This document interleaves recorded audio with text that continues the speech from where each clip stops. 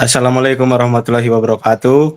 Kami dari kelompok 5 ingin mempresentasikan hasil diskusi kami dengan mengambil studi kasus implementasi komunikasi data dalam perusahaan multinasional.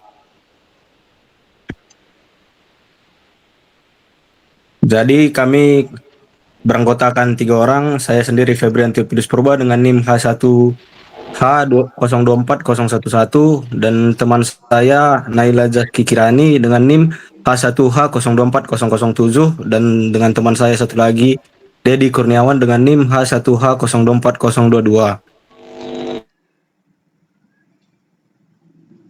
Jadi yang pertama itu ada definisi komunikasi data yang efektif.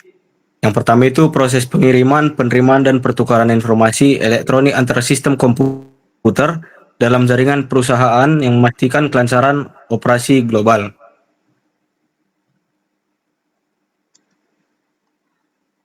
Jadi latar belakang yang kami ambil dari studi kasus kami ini adalah perusahaan yang memiliki banyak cabang di berbagai negara. Yang kedua mengalami kendala yaitu dalam kelambatan data, kesalahan pengiriman, dan inefisiensi koordinasi.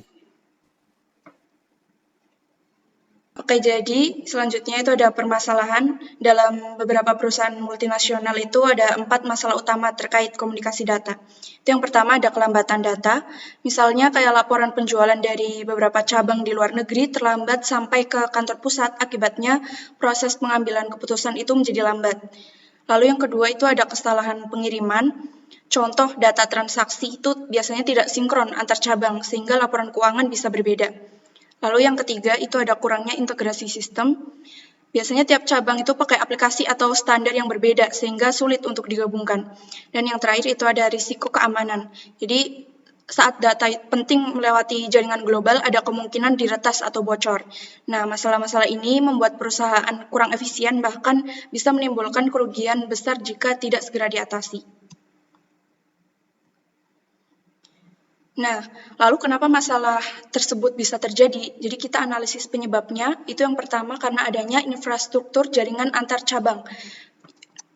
Misalnya di kota-kota besar internet kencang, tapi di daerah tertentu bandwidth-nya terbatas. Lalu dengan tidak ada protokol komunikasi yang standar, jadi masing-masing cabang itu jalannya sendiri-sendiri. Dan yang terakhir itu masih ada cabang yang pakai sistem lama atau legacy system sehingga sulit beradaptasi dengan teknologi yang baru. Inilah akar masalah-masalah yang harus diselesaikan. Nah, untungnya ada beberapa solusi teknologi yang bisa diterapkan untuk masalah ini. Itu yang pertama, implementasi jaringan MPLS untuk rute data optimal. Jadi ini seperti memilih jalur tercepat untuk data, jadi pengiriman antar cabang bisa konsisten dan lebih cepat. Lalu yang kedua, penggunaan VPN untuk keamanan data antar cabang, ibaratnya jalur khusus yang aman data, jadi bisa lewat dengan enkripsi sehingga tidak mudah diretas. Lalu yang ketiga, integrasi protokol standar dan sistem ERP, jadi semua cabang bisa sinkron, mengurangi salah kirim data juga. Dan yang terakhir itu ada cloud computing, memungkinkan akses data secara real time dari mana saja, jadi semua cabang bisa bekerja bersama-sama tanpa delay. Dan monitoring jaringan berbasis AI untuk optimasi performa. Nah, dengan sistemasi monitoring AI ini mendeteksi gangguan secara dini dan mengoptimalkan performa jaringan secara otomatis. Ya, selanjutnya ada implementasi sistem komunikasi data terintegrasi secara bertahap. Jadi, yang pertama yaitu ada audit jaringan, yaitu mengidentifikasi titik lemah bandwidth dan perangkat usang untuk memahami kondisi jaringan dan kebutuhan perbaikan. Lalu, perencanaan.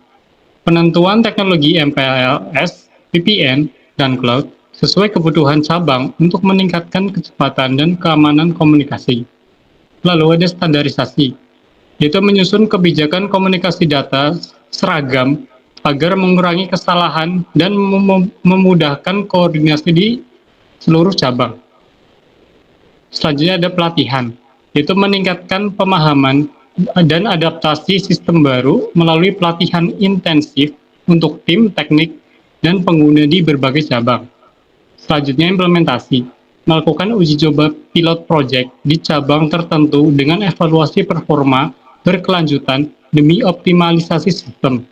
Yang terakhir adalah pemeliharaan. Memanfaatkan analisis data jaringan untuk perbaikan berkelanjutan dan memastikan sistem komunikasi selalu optimal dan responsif. Dampak positif implementasi komunikasi data. Analisis hasil implementasi teknologi untuk meningkatkan efisiensi dan koordinasi perusahaan multinasional. Jadi, latensi jaringan turun signifikan hingga 40%. Penurunan latensi jaringan sebesar 40% melalui penggabungan MPLS dan VPN mempercepat aliran data antar cabang global, sehingga meningkatkan efektivitas operasional. Kesalahan pengiriman data berkurang sebesar 30%. Standarisasi protokol komunikasi mengurangi kesalahan pengiriman data hingga 30%, memperbaiki akurasi dan keandalan sistem komunikasi perusahaan. Keputusan bisnis dipercepat hingga 25%. Koordinasi antar cabang yang lebih baik mempercepat pengambilan keputusan bisnis sebesar 25%, mendukung respon cepat terhadap pasar global. Kesimpulan. Jadi komunikasi data yang efektif adalah kunci keberhasilan perusahaan global.